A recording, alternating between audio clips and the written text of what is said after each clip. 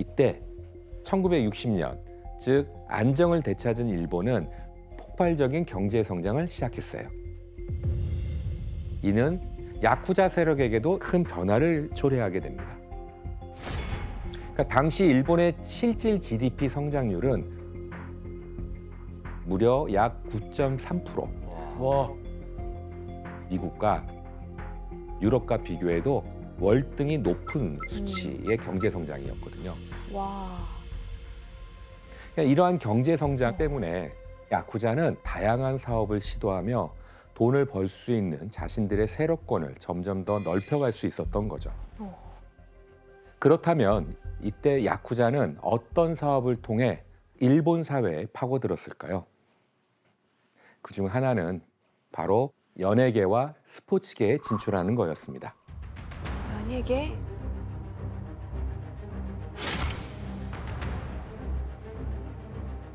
먼저 연예계를 살펴보면 과거에는 매체가 따로 없었기 때문에 어떤 한 장소에서 공연을 개최해야만 관객이 구경할 수 있었잖아요. 맞아요.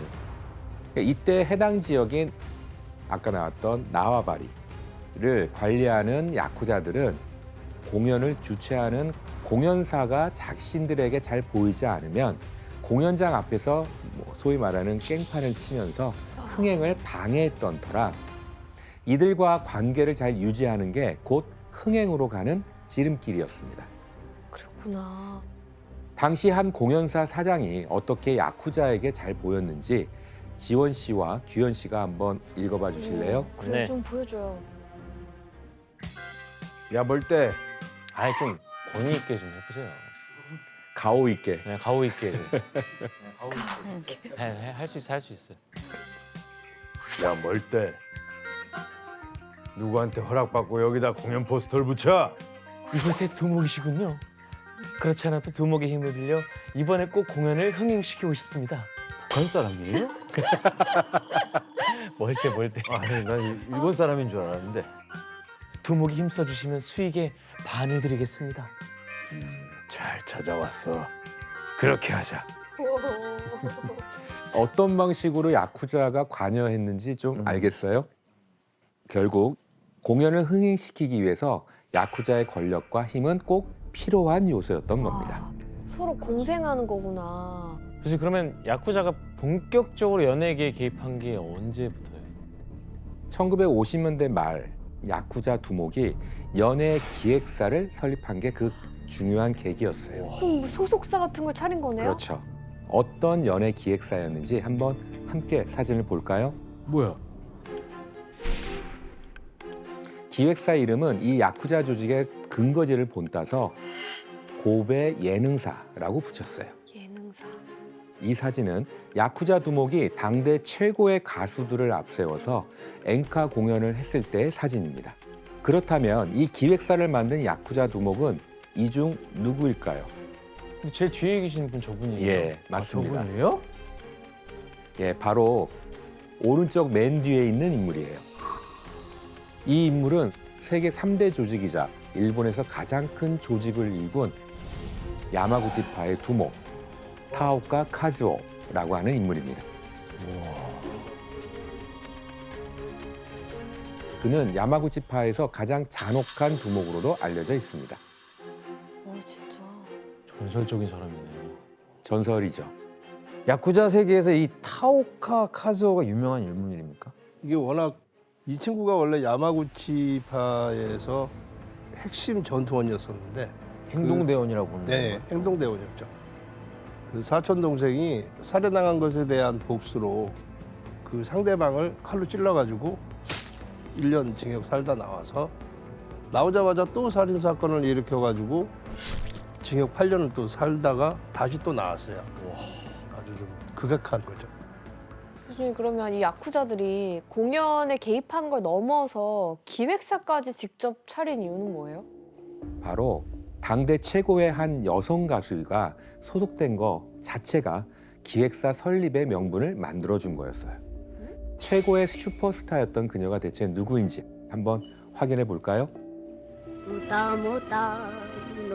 일본의 천재 소녀에서 국민 가수로 등극했던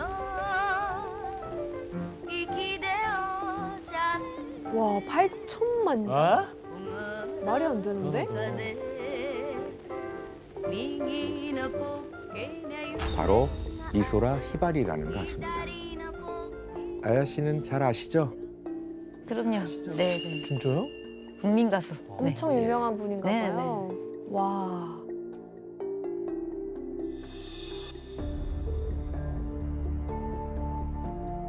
사실 그녀는 1957년에 끔찍한 염산 테러로 목숨을 위협받기도 했었어요.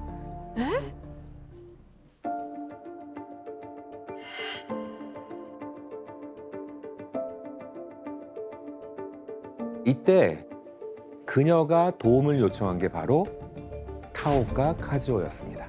와. 야쿠자 조직이었죠. 이렇게 타오카 카즈오는 미소라 히바리 덕분에 자연스럽게 연예계에 진출할 수 있었습니다. 그래서 타오카 카즈오는 그녀를 미끼로 각지에서 공연을 기획하는데요. 해당 지역을 관리하던 야쿠자 두목을 찾아가서 같이 공연을 주최하고 돈을 나눠 갖자고 제안을 했습니다. 만약 거절한다면 폭력으로 해결했던 거죠. 와. 결국 이렇게 공동 주최 공연 제안을 받아들이면 고베 예능사는 산하에 들어갈 회사를 차리게 해서 상대 야쿠자 조직을 조직 아래 하부 조직으로 만들어 버렸습니다. 다른 조직을 통째로 삼켜서 그들이 다스린 지역까지 꿀꺽하는 거였죠. 이 정도면 기획사 설립이 어떻게 보면 야쿠자 세력 확장에 뭐 도움이 되고 있는 거예요. 예, 이용당한 거죠. 네. 와. 이렇게 타오카 카즈오는 각지에서 공연을 주최하면서 세력권을 점차 넓혀갈 수가 있었습니다. 안 좋을 텐데. 그러니까 결국 고백 예능사는 1958년에 2,180만 행의 공연 수익을 얻게 되고요. 64년에는 무려 1억 3,280만 행의 아? 말이 수익을 안 되는데? 기록하는 등 엄청난 대형 기획사가 됩니다. 근데 연예계는 어떻게 보면 그 미소라 히바리가 도움을 청해서 한 건데 스포츠계는 그럼 어떻게? 그러니까 당시 국민 스포츠로 떠올랐던 게 기억하실지 모르겠지만 프로레슬링. 아, 이었어요. 그쪽이야 스포츠가. 예. 그러니까 이때 차이니즈 코리안들이 스포츠계에도 많이 진출을 했는데요. 슈퍼스타가 한 명 있게 되는데 누군지 아시겠어요? 공부한 적이 있습니다. 아, 장발산? 역발산. 아, 장발산, 역도산. 역발산은 아니고 역발상 아니에요? 역도산. 예, 맞습니다. 프로레슬링계에서 절대적 인기를 얻었던 역도산입니다. 역도산이 경기를 하는 날은 사람들이 붓세통을 이루고 천황 다음으로 역도산이란 말이 나올 정도로 일본 내 역도산의 인기는 하늘을 찔렀다고 볼 수 있어요. 진짜 슈퍼스타네. 그런데 이런 절호의 기회를 놓칠 리 없는 야쿠자 조직들은 역도산을 무기로 경기장의 이권을 차지하려고 호신탐탐 노리게 됩니다. 그중 고베 예능사를 만들었던 타오카 카즈오는 역도산이 출연하는 경기를 컨트롤할 수 있는 발판을 만들어서 프로레슬링계에도 발을 담그기 시작하게 되는데요. 어떤 건지 한번 사진으로 확인해 볼까요?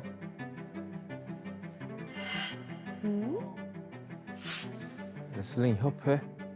예, 맞습니다. 협회 회장에는 당시 정치계 거물이었던 코다마 요시오라고 하는 사람이 맡게 되고요. 그 바로 밑에 부회장은 야마구치파의 두목이었던 타오카 카즈오가 각각 맡게 됩니다. 그러니까 사실 야쿠자 조직들이 이런 협회 한 자리씩 꿰차게 되거든요. 결국엔 경기에서 벌어들이는 그 각종 수익을 독점하다시피 하는 거죠. 말도 안 된다. 야, 김수환님 야쿠자가 또 개입한 또 다른 뭐 스포츠가 있나요? 그 60년대 말에 그 야구가 그때 한참 인기가 많았었는데 프로야구 선수 6명한테 야쿠자가 이제 승부 조작을 시켜가지고 고의로 이제 경기에서 지게 만든 사건이 있었는데요. 프로야구 경기 결과에 따라서 돈을 버는 이제 도박을 그 야쿠자가 운영을 했던 거죠. 진짜 가지가지 했다.